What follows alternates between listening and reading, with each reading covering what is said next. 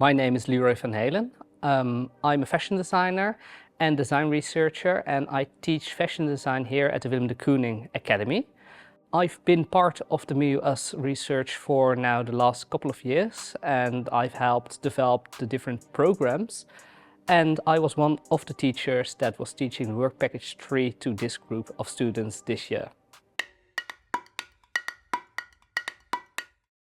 For the Work Package 3, we developed a program that we named Future of Fashion. Herein students are asked to do a future speculation about the world and also about fashion within this future speculation of the world. So we're talking about second-year students, so they already have some experience and knowledge of the fashion industry, but we would love them to think a little bit further and see contemporary development and how they will play out in the future. We also want them to not only think about their own future. It is as we said, it's a bigger societal question. So we also ask students to include an external perspective, which we kind of refer to as the other or the ontological other. And what we mean by an ontological other is someone that is distinctly different in many ways from who the students are.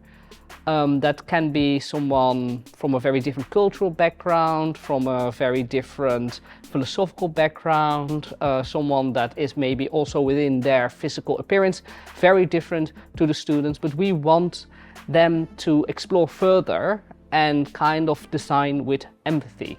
For this assignment, we have basically two objectives or two parts of it. The first kind of biggest part is that we want students to engage with an ontological other. That means that they will have to go and do interviews, inspect the world that this other is living in, and use digital tools to document real life information.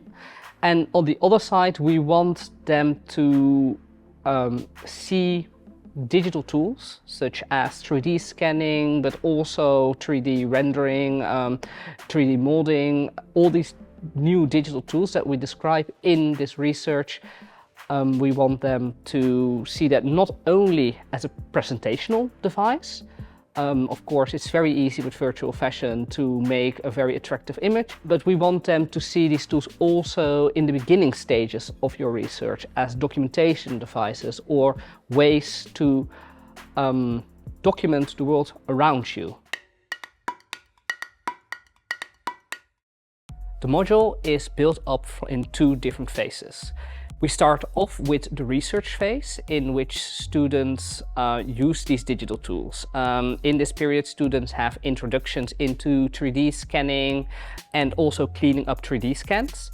And in this short period, which for our blog, how we executed this was only 4 weeks, students met with the ontological other, and they were inspecting their environment. They did interviews, they asked if they could see objects or see their environment and 3D scan that. And in the second part, which is the other side of, which was the residual couple of weeks of the term, there is the part of the module that is much more about storytelling. So they take the research part that they did in the 3D scanning phase, in the first phase, and they constructed a new narrative through the use of different medias that also Paulina is going to tell more about.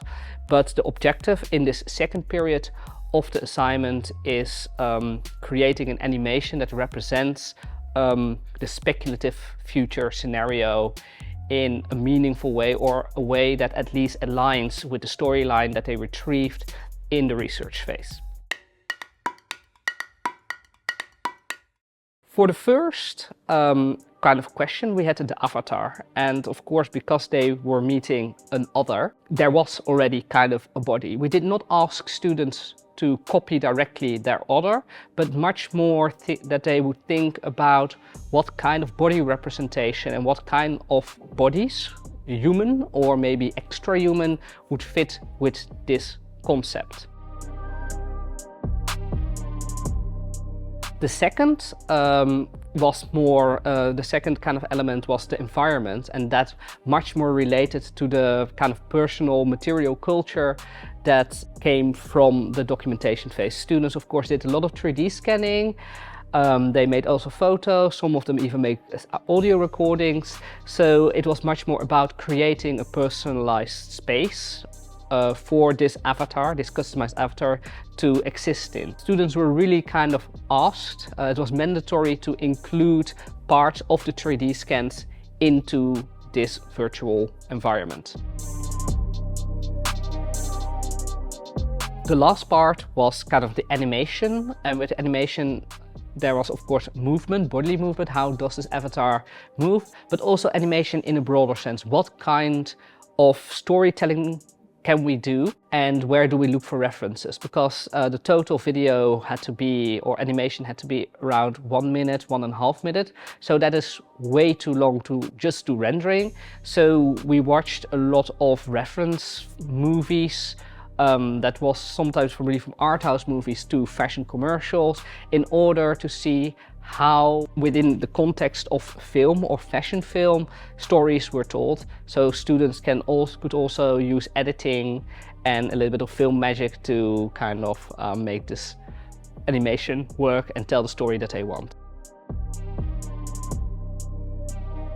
The digital tools helped them in that regard, that digital tools have really made it more easy for students to go outside, in the sense that they can just go and make a picture, but not just a picture which is very 2D, but they can use now these tools to make a 3D image of a space, of an object, and in doing so they can approach the world in a much more three-dimensional way and in a maybe less filtered way. What I found that if students make inspiration pictures, they tend to really go for a particular perspective. They try to frame it in a particular way, or they kind of they don't use necessarily filters, but they kind of frame work in a particular way that it looks very attractive, or it looks already the way how they want it to look. What I really like about the tools that we've given them, so then we're talking about the 3D scanning apps, is that the footage that you get from it, it's very real. It's much less fluffed up, and in that sense it restricts them in a way to really look at the things how they are.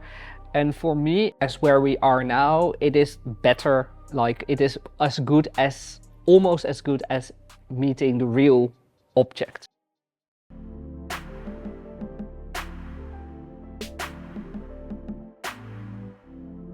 The biggest challenge by far in this particular work package was keeping the students confident in what they were doing, that it was going well or good enough.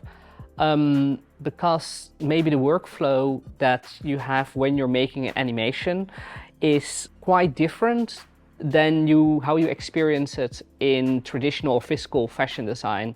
So students often felt rather unsure if what they were doing was good enough or how it would look in the end. And there was a lot of fear or insecurity.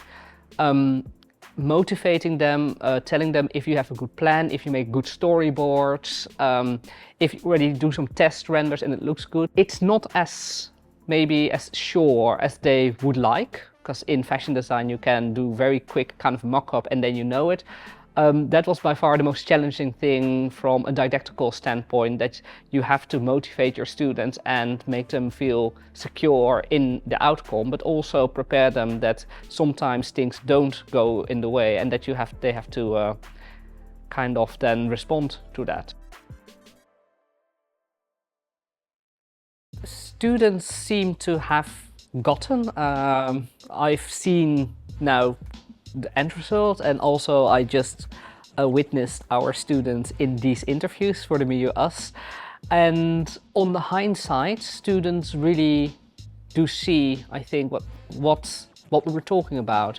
I think not for all students, but for definitely a few students, they really got that working with someone else in the real world enriches your design practice, and that you can enrich your own design practice by designing with empathy, by really talking to another and relating to another. And if you decentralize yourself as a designer and listen to someone, that you can get to places where you could not get alone. And I think we can really see that in the final results of students that really engage with another, that the completeness of their narrative is very complete. And I believe it's more complete than that they could have done when they were just doing it themselves.